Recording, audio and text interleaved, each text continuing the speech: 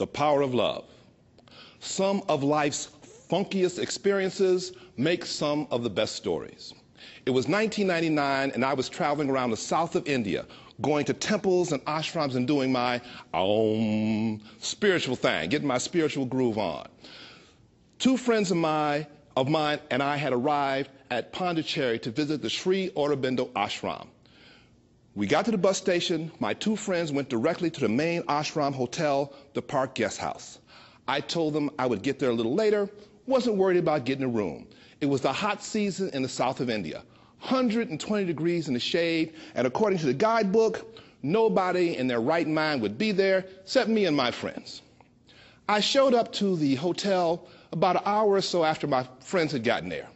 As I'm walking up the steps to the lobby, I noticed that this elderly Indian woman gives me a real dirty look and says something to the man sitting behind the desk.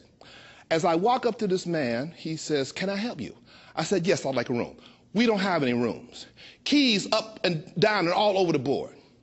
I said, "Well, did so-and-so and so-and-so check in?" Asking about my two friends who just happened to be white. He said, "Yes." Now I'm picking up on something, duh.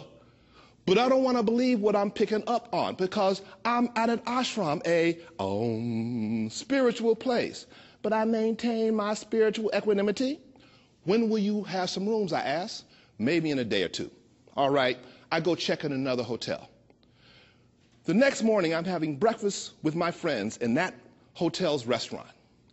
There's another guy I know who had checked into the hotel after I'd been by there the previous evening. Now, I maintain a positive attitude. Some rooms must have suddenly become available. I go to the lobby to check it out. There's this woman sitting behind the desk, the woman who'd given me the dirty look the day before, checking some people in. I stand off to the side to wait for her to take care of her business. She looks at me and says, "What do you want?" with attitude.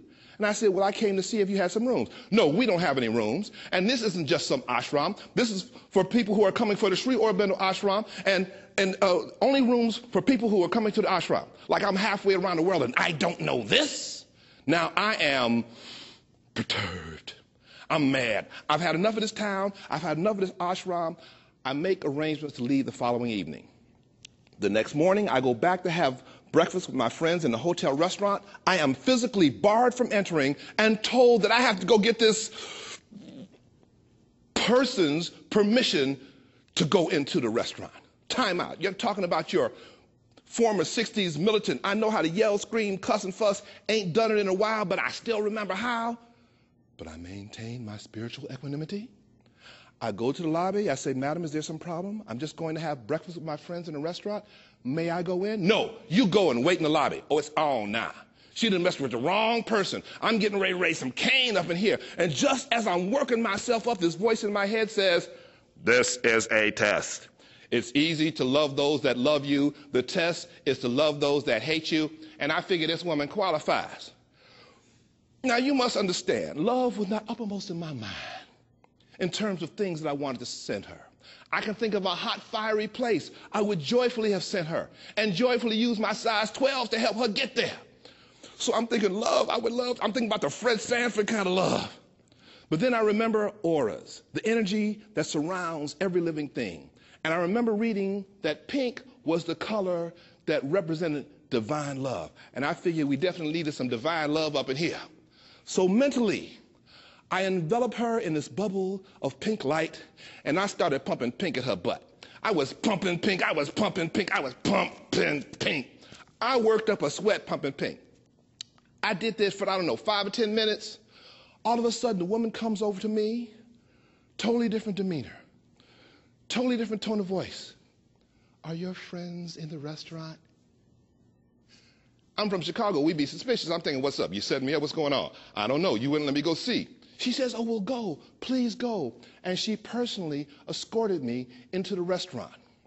And as I walked into the restaurant and looked back at her smiling sweetly, I realized I had experienced the power of love. Now, a couple of years later, I would become a professional storyteller. I told this story at one of the storytelling meetings that I go to out in Los Angeles. And after the meeting, everybody was, "Oh, that's a wonderful story, Michael. That's a wonderful story." And I am someone who is not uncomfortable receiving praise. I'm like, yes, no, I know I'm bad, But this one friend seemed to be particularly moved by the story. A couple of months later, she says, Michael, let me tell you what happened. It seems that at her job, her boss had made it her personal obligation to give my friend unholy hell each and every day. And so this particular day, my friend decided she would do the pink thing. She would send her love. If not love, she would send like. If not like, she wouldn't send those, I want to choke you around your neck thoughts. You do the best you can. Well, all the employees were sitting together in a little lunchroom. My friend sitting here talking to someone there, the boss sitting next to her talking to someone there, when the boss turned to her and started to engage her in pleasant, complimentary conversation. And from that day on, there was no more mess between them.